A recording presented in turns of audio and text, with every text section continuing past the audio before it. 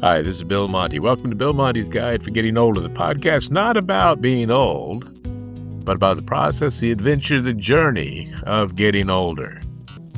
You know, as we get older, it's easy to replay our mistakes and wonder, could we have done better?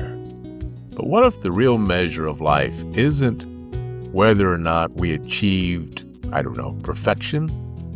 Maybe the measure of a good life is simply doing the best we could with the knowledge, resources, and circumstances we had at the time. In this episode of Bill Monty's Guide for Getting Older, we're going to explore why success and failure don't define us nearly as much as our willingness to keep trying. Let's get started. Welcome to Bill Monty's Guide for Getting Older. You know, my friend Dave Campbell, who's a wonderful podcaster and just an all-around good guy. He has 8 podcasts, by the way. I'm not going to go into them all right now, but I'm going to put a link to some of them in the show notes, and I hope that you'll give them a listen. Dave likes to remind me and others in the podcasting community, especially when we're starting to feel a little down, a quote from Teddy Roosevelt that goes, "Do what you can with what you have, where you are." Nice quote, right? Do what you can with what you have, where you are. So what is the meaning of that quote? Well, it releases you from expectations. It assures you that it's okay just to do the best you can at this moment. It's hard to do much more than that. Recently, my wife and I were scrolling through the TV. What is there to watch? And simply because sometimes you just see the name of a movie star that you like to watch, I came across a film by Kevin Bacon. I enjoy Kevin Bacon films for the most part. This was a little indie film that he did with his wife, Kyra Sedgwick, and Judd Hirsch is in it. And it's called The Best You Can. And if you look at, I did an episode a little while back about things that you can watch on TV. If you have, I believe it was on Netflix, you have Netflix, look up The Best You Can. I think you'll enjoy it. It's a nice little film. This is not going to win any Academy Awards by any means, but it has a nice message. And everything that happens within the film itself coalesces into his monologue at the end of the film. Well, basically, it's the reason why the film is called The Best You Can. Give it a watch. I think you'll like it. But it got me to thinking about how maybe the idea of the best you can has gotten watered down over the years. Going back through my life, I can remember, especially my father used to say, when I would have doubts about things, could I do this? Would I be good at this? Or the one that drove him nuts, I'm afraid to do this. And sometimes he would just say to me, listen, Bill, do the best you can. You only fail if you don't try. Just do your best. And I've tried to carry that with me as much as I can throughout life. We know someone who, in the last couple of years, had a loss in the family. And unfortunately, there were situations in life that had driven these two people apart.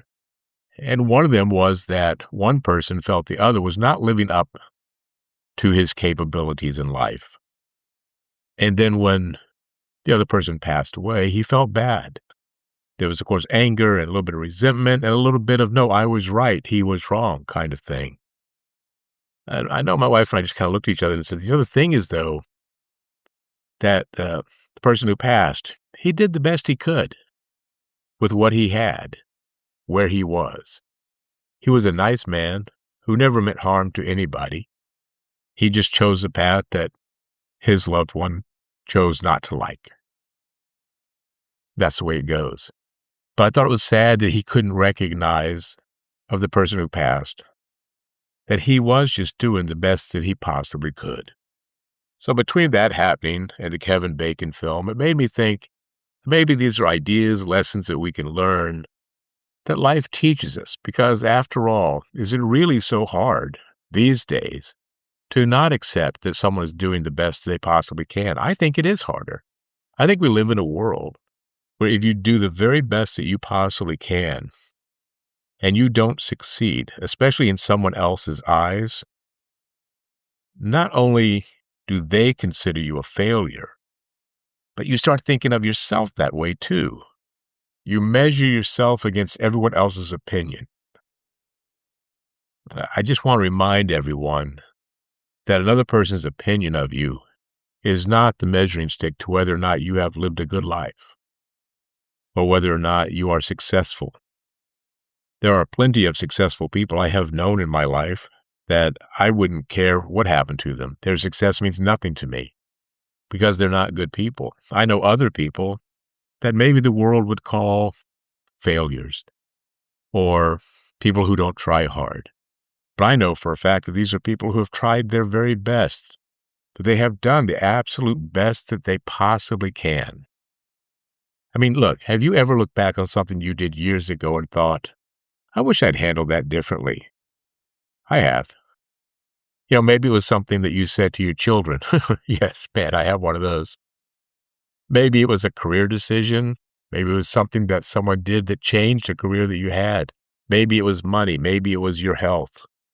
Maybe it was someone you loved that you just didn't spend enough time with. As we get older, you got to admit that memories, they have a funny way of entering our minds without an invitation. And yeah, while some of them do make us smile, others can make us cringe. We become our own harshest critic. But I think I want you to ask yourself this question. Were you really failing, or were you simply doing the best you could with what you had where you were? It's an important difference. When we're younger, we don't have decades of experience to guide us. We make decisions with information that we have at the time. We solve problems with the emotional tools we've developed up to that time, and sometimes that just isn't enough. And sometimes it is. But it doesn't mean we weren't trying. One of the biggest myths about aging is that we should have everything figured out by now. Life doesn't work that way, kiddo. I'm telling you, whether you're 25 or 65 or 85, life is going to keep presenting new situations that you have never experienced before, be it retirement or losing a spouse, health challenges, technology changing faster than you can keep up with. Everyone has regrets. Everyone has failed at something. The same people who have failed at something, including me, including you, we've also succeeded sometimes beyond our wildest dreams. If you've raised children, you probably wondered whether you were a good parent. If you're caring for aging parents, you might question whether or not you've made the right choices. These questions don't mean you failed. They mean you care. And people who don't care rarely ask whether they could have done better. The very fact that you're asking tells me your heart was in the right place. Maybe your greatest accomplishment was not earning a six-figure salary. Maybe it was raising kind children. I know as I've gotten older, my definition of success has changed many times. In the past, it meant promotions and money, and now it means waking up without pain. I wish that would happen soon. Or having lunch with a lifelong friend. Remembering to appreciate ordinary days because those days eventually become the memories that we treasure most. Listen, I think one of the healthiest things that you can say to yourself is this: I did the best I could. Notice I did not say I did everything perfectly, because nobody does, my friends. Not me, not you, not anyone. You grow, you learn, you become willing to apologize, you become willing to forgive. And as I talked about a few episodes ago when we look at the 12 steps, being willing to forgive means forgiving ourselves. A lot of us, as we get older, we carry invisible backpacks filled with guilt, old mistakes and disappointments, old conversations that can never be changed no matter how much we dwell on them. If that's you today, I would like to encourage you, set that backpack down for a moment and ask yourself, if someone I loved, I respected, had lived my exact life, faced my exact circumstances, made decisions with the knowledge they had at that time, would I be forgiving of them? I would hope that most of us would answer yes. So why is it so difficult to offer ourselves that same kindness? We sometimes expect perfection from ourselves, but we will extend compassion to absolutely everyone else who comes down the pike. So let's let today be the day that we reverse that. Because doing your best doesn't mean you're giving up on improving at all. It just means you recognize that growth is a lifelong process. It means waking up tomorrow and trying it all over again. It means making one better decision than you did today. Maybe having one kinder conversation, one healthier choice. It's one more opportunity to say, I love you. And those little things, they matter. They matter a lot. As I've gotten older, I realize that the people I admire most, they're the most genuine. They're honest and they're humble. They can laugh at themselves. They can admit when they're wrong. And they keep going. They remind us that life doesn't require perfection to be meaningful. So that's today's takeaway, friends. Whether you've succeeded beyond your expectations, or whether you've fallen short, don't measure your life by someone else's highlight reel. Maybe that's a highlight reel you never show up in. Measure it by your willingness to keep loving, to keep learning, to keep trying, and to keep doing the best that you can. Because in the end, that will be enough. We'll be right back. Hey, welcome to Living the Next Chapter. It's a podcast for authors. The unique thing about this show is, as the host of the Living the Next Chapter, I'm not an author. So come join me as we talk to great authors, hear about their journey about writing and sharing their story, focused on you, the reader, so that you get the best out of the conversation and fall in love with the next favorite author. LivingTheNextChapter.com is the best place to find us. LivingTheNextChapter.com.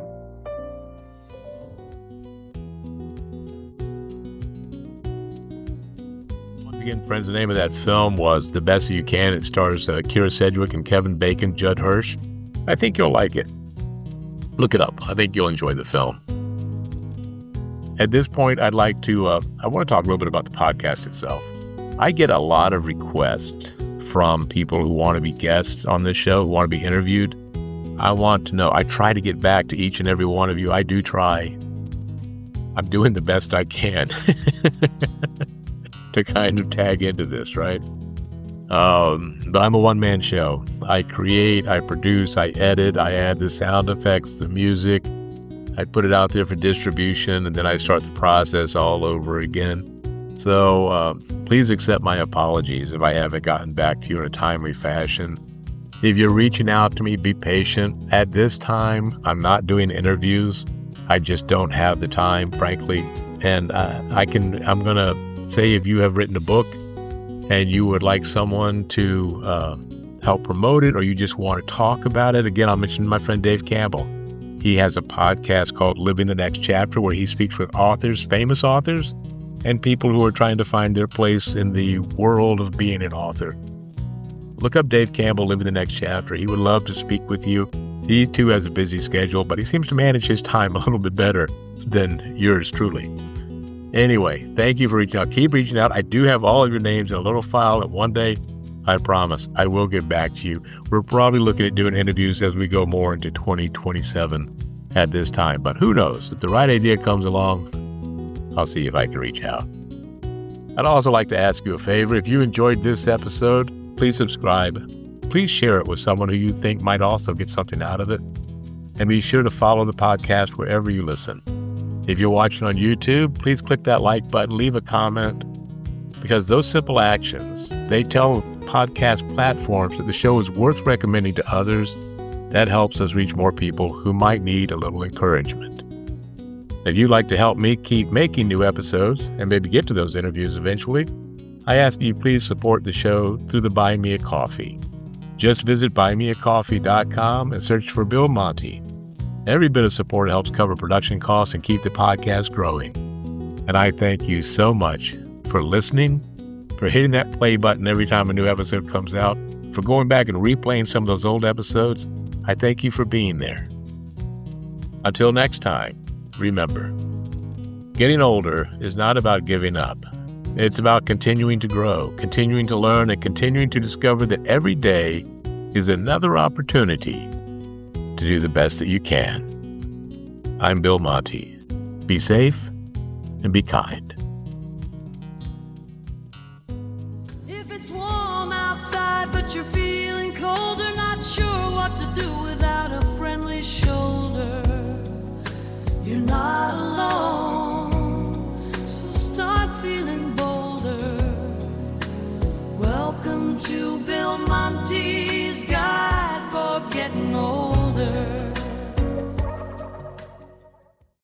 Hi, this is Bill Monty, inviting you to take a talk down memory lane on the podcast Tales from South Florida, where we dive into the people, places, and events that make our corner of the Sunshine State unlike any place, anywhere. So sit back, grab your headsets, get a slice of key lime pie, and come along for the ride. Full episodes, music, videos, and more are available at talesfromsouthflorida.com. Tales from South Florida, where the stories meet the sea.